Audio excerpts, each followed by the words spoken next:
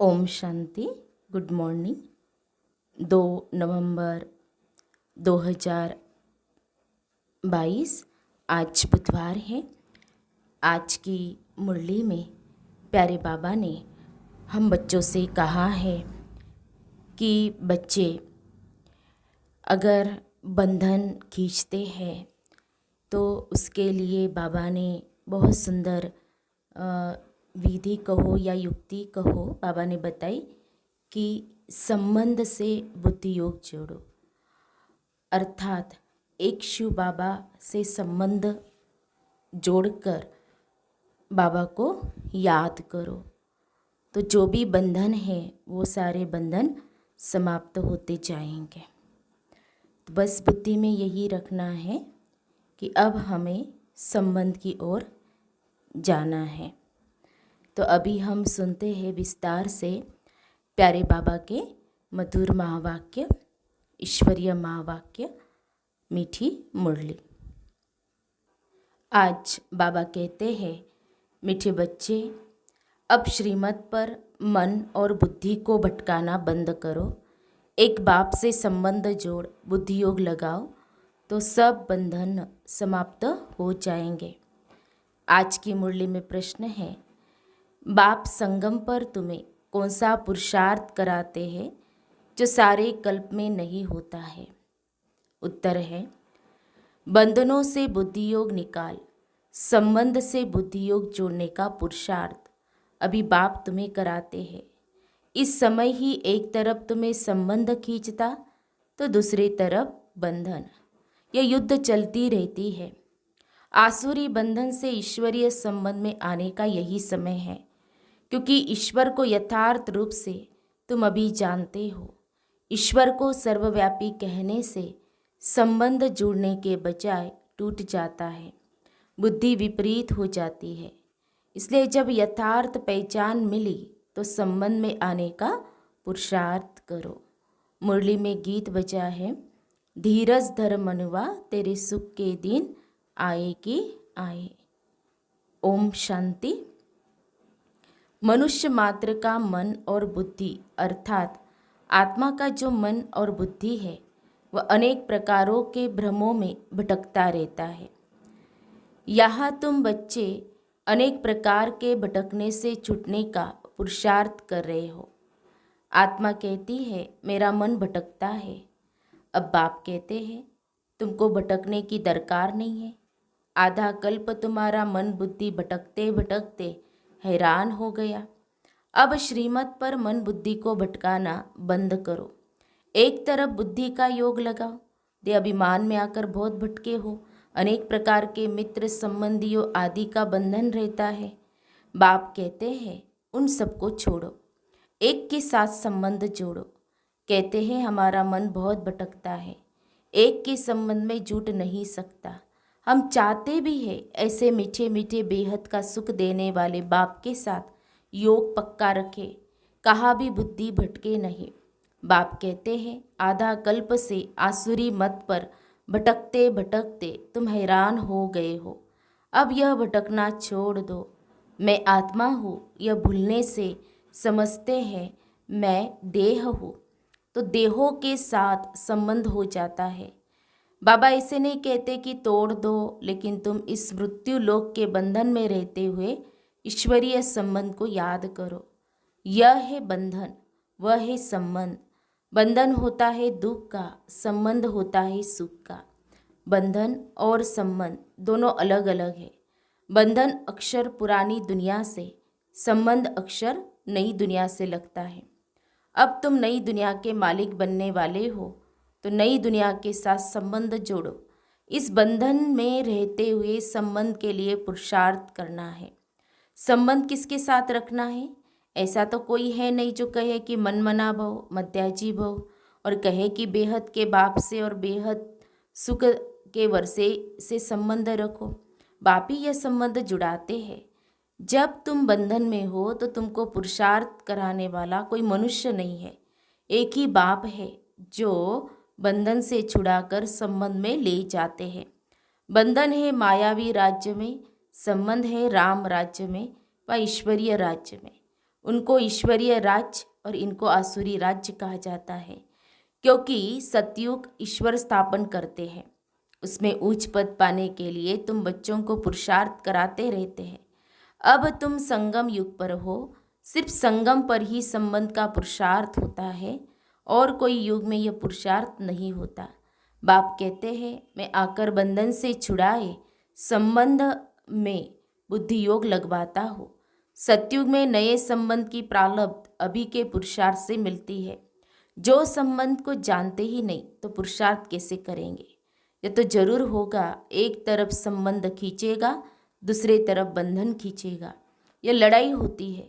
सतयुग त्रेता में संबंध की बात ही नहीं, द्वापर कलयुग में भी संबंध की बात नहीं। संगम पर ही संबंध और बंधन का ध्यान रहता है। अब तुम जानते हो आसुरी बंधन से ईश्वरीय संबंध में जा रहे हैं। संगम है ही पुरुषार्थ का युग। तुमको ही बंधन और संबंध का पता है। आसुरी बंधन में रावण ने लाया, ईश्वर फिर ईश्वरीय संबंध में ले जाते हैं। बाप तुम्हारा बुद्धि योग अपने साथ जोड़ते हैं, जिससे तुम स्वर्ग के मालिक बनते हो। भक्ति में जो पुरुषार्थ करते हैं वह है अयथार्थ। यथार्थ पुरुषार्थ परम पिता ही कराते हैं।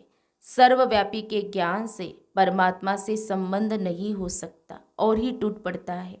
अब तुमने एक बाप के साथ बुद्धि योग जोड़ा है और स्वर्ग वैकुंठ की राजाई के लिए तुम पुरुषार्थ कर रहे हो। शास्त्रों में तो भगवान उवाच अर्जुन के प्रति लिख दिया है।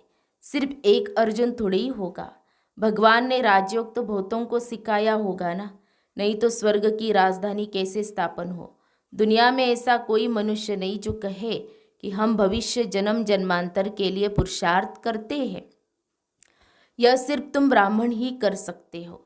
यह निश्चय है कि हमारी दैवी राजधानी ड्रामा अनुसार जरूर स्थापन होनी ही है। हम न चाहे तो भी जरूर होगी। इम्पॉसिबल है जो स्थापना न हो। ड्रामा जरूर स्थापन कराएगा। ड्रामा हमको जरूर पुरुषार्थ कराएगा। कल्प पहले मुआफिक, परंतु चलना है श्रीमत पर। ड्रामा कहकर अपनी मत नहीं चलानी है। जानते हैं ड्रामा अनुसार भारत को स्वर्ग जरूर बनना है, फिर भी उच्च मर्तबे के लिए श्रीमत पर पुरुषार्थ कराते हैं। टाइम भी बतलाते हैं। ड्रामा प्लान अनुसार बाप आया है। वह कहते हैं यह संगम युग पुरुषार्थ करने का युग है। पति से पावन बनना है। संगम की बहुत महिमा है। वह है नदियों और सागर का संगम, और यह संगम तो तुम्हारा अभी होता है। बाप कहते हैं मैं इस संगम युगे युगे आता हूँ। सारी दुनिया पति जरूर बनने की है, फिर पति से पावन दुनिया जरूर बननी है। जो भी मनुष्य मात्र है सबको हिसाब किताब चुकतू कर जरूर पावन बनना है। यह कयामत का समय है। बिगर पावन बने कोई भी सजनी परम पिता परमात्मा साजन के पिछाड़ी जा नहीं सकती। तुमने देखा है मक्कड़ अर्थात टिडिया जब उड़ती है तो उनका एक लीडर होता है, उनके पिछाड़ी ही सारा झुंड उड़ता है। यह भी ऐसे है। साजन आया है गुलगुल बनाने। तुम सभी पावन बन जाएंगे। फिर जब मैं जाऊंगा तो तुम सभी आत्माएं सजनिया ढेर के ढेर मेरे पिछाड़ी भागेंगी। तुम सजनिया भी जानती हो कि हम यह शरीर छोड़कर भागेंगे साजन के पिछाड़ी। भगवान है एक, भक्तियाँ है अनेक। कोई किसको मानते, कोई किसको मानते। कोई कहते हैं संसार बना ही नहीं है। जिसने जो कहा सो मान लिया। अपनी मत अथवा मनुष्य मत को भ्रम कहा जाता है। तो बाप आकर सभी भ्रमों से छुड़ा देते हैं। यह है ये दुखदाम। अब सुखदाम जाने के लिए श्रीमत मिल रही है। निराकार बाप की मत मिल रही है। साकार मनुष्य से कभी श्रीमत नहीं मिल सकती है। रावण राज्य में आसुरी संप्रदाय को सिवाय परम पिता परमात्मा की श्रीमत कोई दे नहीं सकते जिससे वह श्रेष्ठ बने। दिन प्रतिदिन मनुष्य और ही भ्रष्ट होते जाते हैं। उन सबकी उतरती कला है और तुम्हारी अब चढ़ती कला है। तुम ब्राह्मण से देवता बनते हो, फिर उतरती कला शुरू होती है। देवता से क्षत्रिय वैश्य शूद्र बनेंगे। अब चढ़ती कला है। चढ़ती कला तेरे भाने सर्व का भला। स मुक्ति धाम में चले जाएंगे और तुम जीवन मुक्ति में चले जाएंगे। भारत कभी खाली नहीं होता। स्वर्ग जब होता है तब और खंड नहीं रहता। इस्लामी, बौद्धि आदि तो बाद में आते हैं। उनके पहले चंद्रवंशी राम राज्य था। उनके पहले सूर्यवंशी लक्ष्मी नारायण का राज्य था। क्राइस्ट नहीं था तो बौद्धि थे, बौद्धि नहीं थे तो इस्लामी थे, इस्लामी नहीं थे तो राम राज्य था। उनके पहले सूर्यवंशी थे। अब सूर्यवंशी चंद्रवंशी दोनों घराने नहीं है। तो बाप आकर 3 धर्म स्थापन करते हैं। तुम ब्रह्मा मुख वंशावली सच्चे ब्राह्मण देवता बनने लिए पुरुषार्थ कर रहे हो। शूद्र पुरुषार्थ नहीं करते। ब्राह्मणों को ही ब्रह्मा द्वारा श्रीमत मिलती है, जिससे तुम श्रेष्ठ देवता बनते हो। बाकी थोड़ा समय है, विनाश आया कि आया। हालतें बिगड़ती रहती हैं, बिगड़ने में टाइम नहीं लगता। अगर एक ने बॉम्ब चलाया तो दूसरे भी चलाने लग पड़ते। तुम सूक्ष्म वतन, मूल वतन, वैकुंठ देखकर आते हो। साक्षात्कार होता है। कृष्णपुरी का भी साक्षात्कार होता है, बाकी वहाँ जा नहीं सकते हैं। जाने का समय तो तब होगा जब शिव बाबा साथ में ले जाएंगे। बाकी साक्षात्कार होता है। अब तुम्हारा मुझ ईश्वर के साथ संबंध जुटा है। तुम्हारी रावण राज्य तरफ पीठ है, मुँह है राम राज्य तरफ। अभी तुम ब्राह्मण वर्ण में हो। वर्ण अविनाशी है। प्रजापिता ब्रह्मा के बच्चे ब्राह्मण जरूर चाहिए। तुम ब्राह्मणों को वर्षा दादे से मिलता है। स्वर्ग की स्थापना करने वाला, राजयोग सिखलाने वाला शिव बाबा है। यह ईश्वरीय वर्षा आधा कल्प चलता है, फिर मिलता है आसुरी वर्षा। चढ़ती कला 21 जन्मों के बाद पूरी होगी, फिर आसुरी राज्य शुरू होगा। असुर यह रावण है। परमपिता परमात्मा को कहा जाता है बिंदी मिसल। दुनिया यह नहीं जानती कि शिव का रूप क्या है। वह समझते हैं इतना बड़ा लिंग है। बाबा कहते हैं जैसे तुम आत्मा का रूप बिंदी मिसल है, वैसे मुझ परमात्मा का भी रूप बिंदी मिसल है। जैसा तुम चमकता हुआ सितारा हो, वैसे मैं भी चमकता हुआ सितारा हूँ। मैं सदैव परम धाम में रहता हूँ, जन्म मरण में नहीं आता हूँ। तुम जन्म मरण में आते हो। मैं पतित पावन हूँ, तो जरूर मुझे परम धाम में रहना पड़े। अभी तुमको मैं पावन बना रहा हूँ। बड़ी भारी भीति है, प्राप्ति बहुत है। 21 जन्मों के लिए तुम विश्व के मालिक बनते हो। पुरानी दुनिया को सिर्फ बुद्धि योग से भूलना होता है। कहते भी है यह बच्चा अथवा यह धन ईश्वर ने दिया है। अब बाप कहते हैं यह सब तो अब खत्म हो जाना है। यह तो कुछ नहीं है, इससे ममत्व तोड़ दो। भगवान तुमसे लेकर क्या करेंगे? सिर्फ तुम ममत्व निकाल दो। यह तो बहुत थोड़ा है। हम तो रिटर्न में तुमको स्वर्ग का वर्षा देते हैं। जैसे बाप नया मकान बनाते हैं, पुराने से ममत्व निकल नए से जुट जाता है। तुम बच्चे जानते हो यह पुरानी दुनिया भस्म होनी ही है। अभी हमको नई दुनिया में जाना है, इसलिए ममत्व मिटाए नए में जोड़ना है।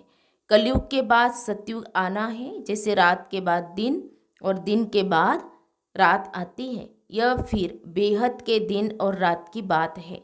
आधा कल्प है ज्ञान की प्रारब्ध, आधा कल्प है भक्ति। जब तमो प्रधान जड़ जड़ी भूत हो जाते हैं तब मैं आता हूँ। अभी तो भक्ति भी व्यभिचारी है।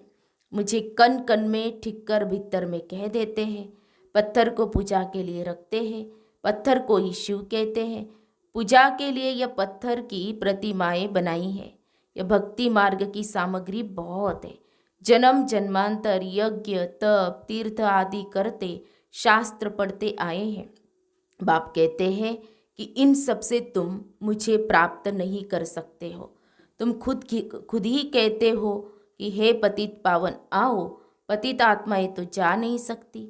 समझाते तो बहुत अच्छी तरह से है। गीत भी है कि अब थोड़ा धीरज धरो, श्रीमत पर चलते चलो तो तुम्हारे सब दुख दूर हो जाएंगे। 21 जन्मों के लिए तुम फिर विश्व के मालिक बन जाएंगे। एक ही पारलौकिक बाप स्वर्ग का वर्षा देते हैं। वहाँ दुख की कोई बात नहीं। तुम 5000 वर्ष बाद बाप से वर्षा लेने आए हो, जो आकर थोड़ा बहुत सुनते हैं वह भी स्वर्ग में आएंगे, परंतु उच्च पद नहीं पा सकेंगे। जितना योग में रहेंगे उतना पवित्र होते जाएंगे और उच्च पद पाएंगे। शिव बाबा की याद में रहना है और सृष्टि चक्र को फिराना है, दूसरों को भी समझाना है, इससे बहुत उच्च पद मिलेगा। बाप कहते हैं अजामिल जैसे पापियों का भी उद्धार हो जाता है। अच्छा, मीठे मीठे सिखिल दे बच्चों प्रति माता पिता बाप दादा का याद प्यार और गुड मॉर्निंग। रूहानी बाप की रूहानी बच्चों को नमस्ते। हम रूहानी बच्चों की रूहानी बाप दादा को याद प्यार और नमस्ते नमस्ते। ओम शांति ओम शांति ओम शांति। गुड मॉर्निंग बाबा। शुक्रिया बाबा, थैंक्स बाबा। पद्मा पदम, शुक्रिया बाबा आपका। धारणा के लिए मुख्य सार। आज के मुरली का सार 2 पॉइंट में। पहली पॉइंट है, मृत्यु लोक के बंधनों में रहते सुख के संबंध को याद करना है।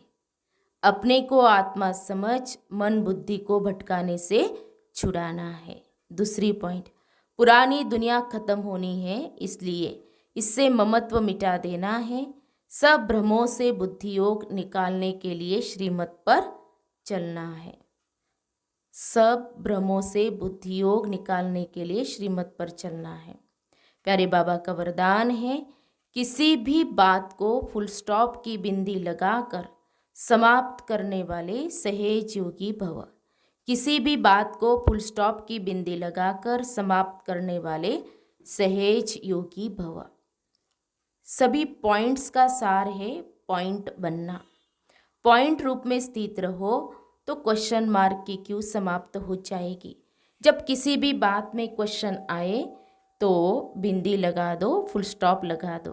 फुल स्टॉप लगाने का सहेज स्लोगन है, जो हुआ, जो हो रहा है, जो होगा वह अच्छा होगा, क्योंकि संगम युग है ये अच्छे से अच्छा। अच्छा कहने से अच्छा हो ही जाता है। इससे सहेज योगी जीवन का अनुभव करते रहेंगे। स्लोगन है, स्नेह ही सहेज याद का साधन है। स्नेह में समा जाना अर्थात सहेज योगी बनना। स्नेह ही सहेज याद का साधन है। स्नेह में समा जाना अर्थात सहेज योगी बनना। तो हम सब ने सुने प्यारे बाबा के मधुर महावाक्य, ईश्वरीय महावाक्य। आज प्यारे बाबा ने हम बच्चों को अटेंशन दिलाया। बच्चे, यह कलयुग है तो बंधन तो रहेंगे ही, क्योंकि ये रावण राज्य है और हम संगम युग में हैं, बाबा ने याद दिलाया। इसीलिए एक तरफ है बंधन और दूसरी तरफ है संबंध। तो मीठा संबंध, क्योंकि बाबा के साथ अगर हमारा निरंतर माना बुद्धि योग जुटा रहेगा, बाबा से हमारा संबंध है, बुद्धि योग है, तो ये बंधन भी हमें खींचेंगे नहीं। तो आज विशेष हम सभी अटेंशन रखेंगे और बुद्धि योग को इधर उधर न भटकाते हुए एक बाबा के साथ अपना बुद्धि योग अर्थात संबंध जुटाकर रहेंगे, ताकि ये बंधन भी क्या हो जाएंगे, समाप्त होते जाएंगे, ये खींचेंगे नहीं। तो आज हम सारा दिन एक बाबा से बुद्धि योग माना संबंध जुटाकर बाबा की याद करेंगे। अच्छा, ओम शांति।